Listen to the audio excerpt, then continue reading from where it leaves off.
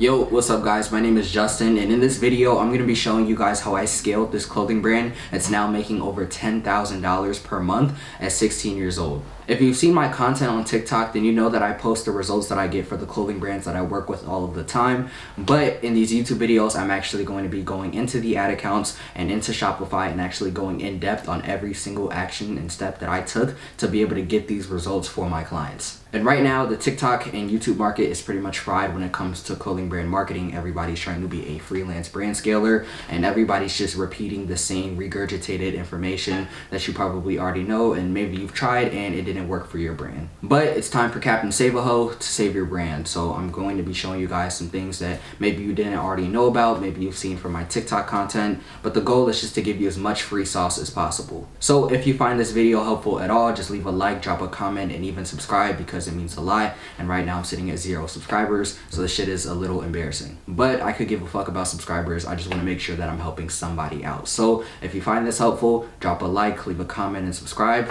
and let's get into the ad account. Okay, so cool. Let's hop into the Shopify. I'm going to show you guys some numbers, show you guys that this brand really is doing 10K per month.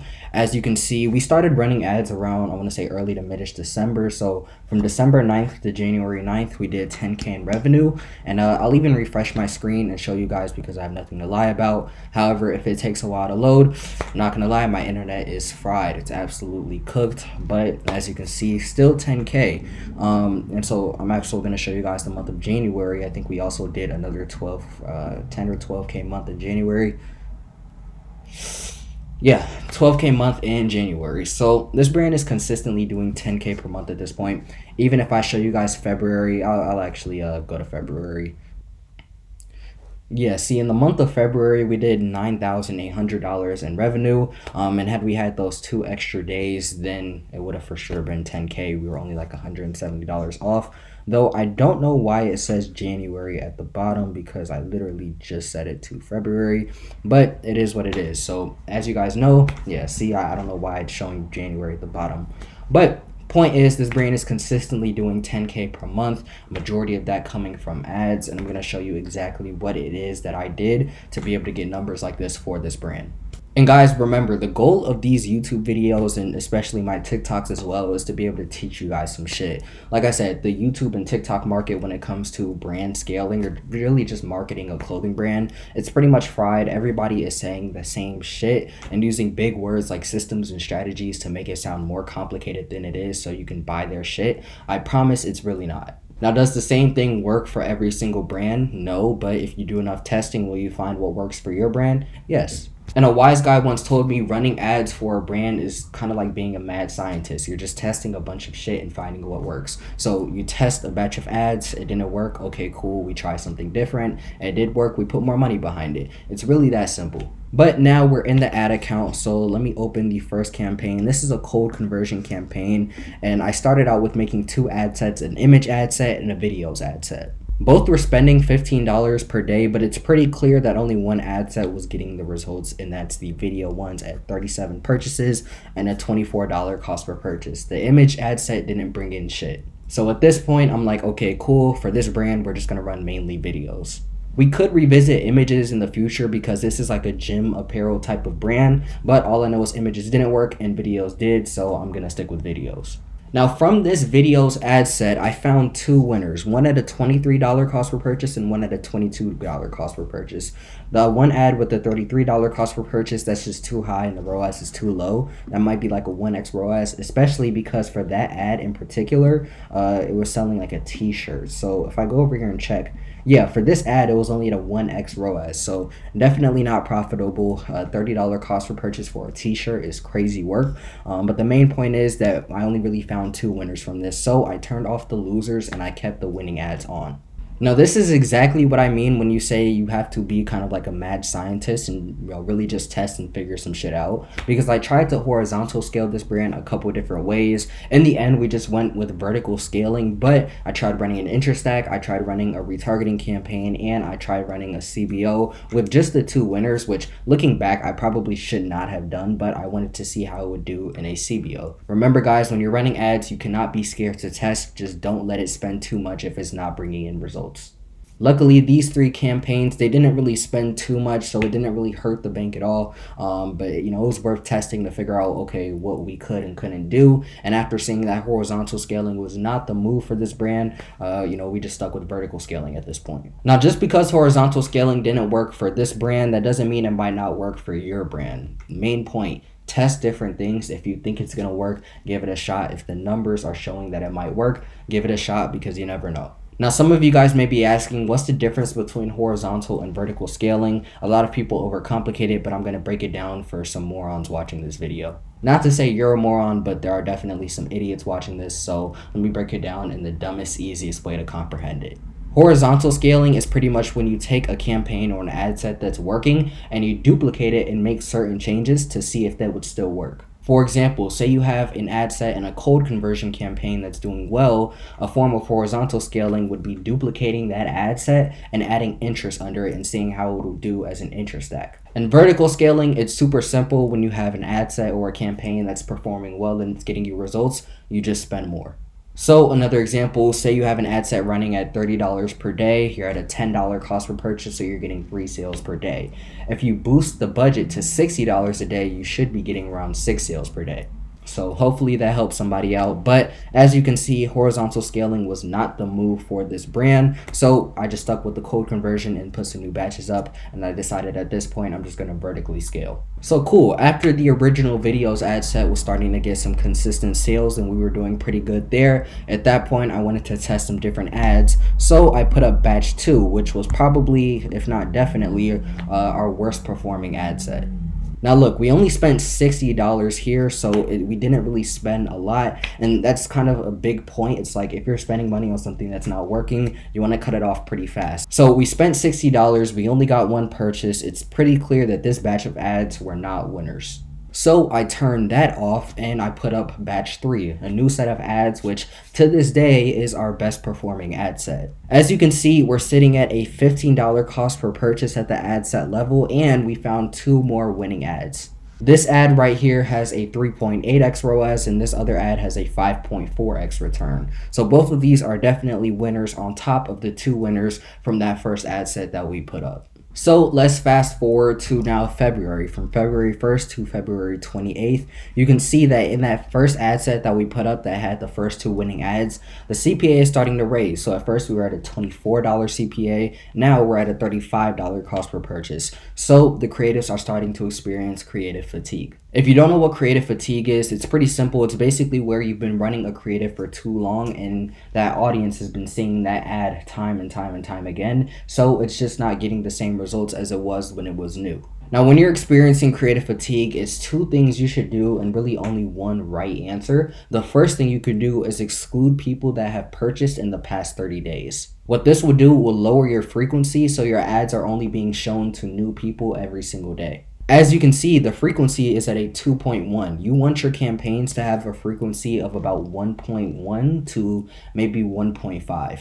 So the fact that it's at 2.1 means that a lot of the same people are seeing the ads constantly, which is why I was at a $35 cost per purchase. And during this month, especially towards the end of it, that was a big thing. And a couple of days ago, I actually ended up going into each ad set and excluding purchases from the past 30 days. But we're looking strictly at the month of February. So as you can see, the frequency is kind of high, but we're still bringing in results. So that's a big takeaway. If you're experiencing creative fatigue, you definitely could do that. But another thing you could do is just get more creatives. If you see that the creatives you're running are getting old, yes, you can exclude purchasers, or you can just recreate the winning creative time and time again and make different variations of it and run that. Because it already is a winning ad, so you might as well just change a little thing in the ad and run it again, and it's a really good chance that it's going to be a winner again. Now, even though the frequencies and the CPAs are raising just a little bit, please do not get this shit confused. We still generated $5,000 in the month of February from ads alone, and when I showed you guys in the Shopify that in the total month of February we generated $9,800, which means half of that, if not more, came solely from ads. So even though the CPAs are getting a little higher, we're still getting a good return and we're still making this brand hella money. Also, another thing to take into consideration is 7-day attribution. Basically, what 7-day attribution is say somebody sees one of your ads and they click on it and they engage and they go to the website and they add to cart, but they don't buy until maybe 8 days later. What 7-day attribution is saying that once somebody clicks on and engages with your ad and goes to the website, they have 7 days to purchase for it to be counted as a sale from the ads. So if they engage with an ad, they go on the website and they come back 8 days later or more and they make that purchase, it won't be shown in the ads manager. So even though it's showing $5,000 generated from ads alone, it was probably a lot more, but because of 7-day attribution, it's only showing the sales from people who bought within 7 days of engaging with an ad.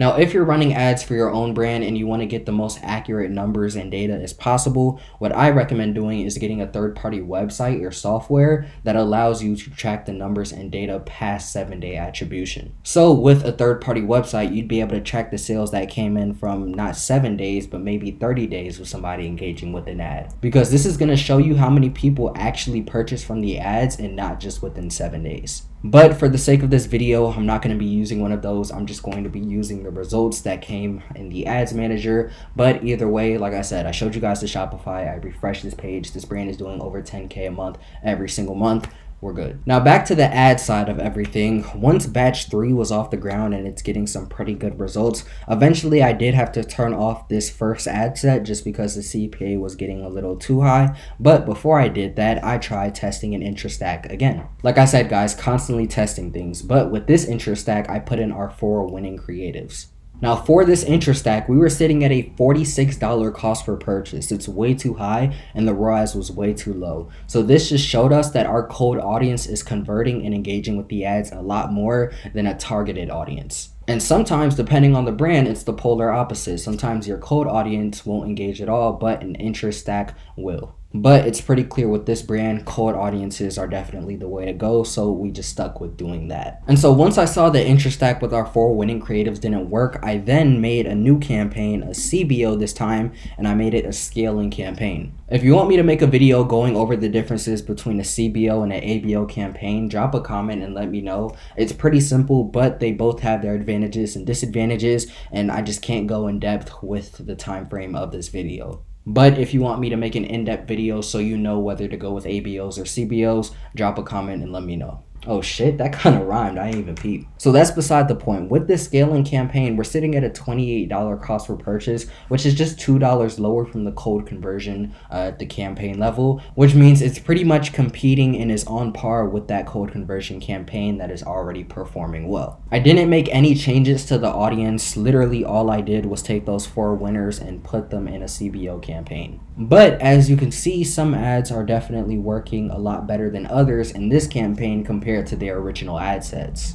Like ad 1 and 2 are both at a $50 and a $32 cost per purchase, which is a little high. $50 is horrible, but $32 cost per purchase for this product and for their AOV, it really isn't that bad. For those of you that don't know, AOV is average order value. So it's what's the average value of every order that's coming in. So for this brand, it was anywhere from $80 to $120 per order on average. Besides the t-shirt sales, of course, that's why I said on average, you fucking idiot. But as you can see, ad 4 and 3 are actually performing pretty well. $27 CPA and $11 CPA. So not bad, and like I said, it's competing pretty much on par with the original cold conversion campaign that's already doing well. Now the CPA was starting to raise a little bit and the ROAS was dropping a little bit, so I cut it off, I want to say about a week or 2 ago. But while that was running, I put up batch 4. And I mean, batch 4, it was okay. We're sitting at a $30 cost per purchase at the ad set level. We found one winning ad with a $19 cost per purchase, but even though there wasn't multiple winning ads, we still found one in the cost per purchase at the ad set level. It isn't bad, so we're still doing good and we're still scaling. Now around March, that's when I put up batch 5, and batch 5 was some shit. I don't even want to talk about it, but for the sake of this video, I will. We were sitting at a $60 cost per purchase and only got 2 purchases from this ad set. So I very quickly turned it off and just stuck with batch 3, 4 in the scaling campaign. And yeah, it's pretty much the simple rundown of all the actions and steps that I took to scale this brand to around 10K per month at this point. like I said, I was literally just testing different things, but I was making smart decisions as well, as definitely something you should be doing. I'm not saying throw shit at the wall and just hope it sticks. I'm saying look at the numbers and make calculated decisions on what's working and what's not, and from there test different things. And so let me show you guys how I track the numbers to determine what I should test next and whether it's a good ad or a bad one. And I made a video about this on TikTok. People think that the most important metrics to track is ROAS, your return on investment, and the number of purchases you're getting, but that's really not the case. Instead, what you should be paying attention to is your engagement metrics.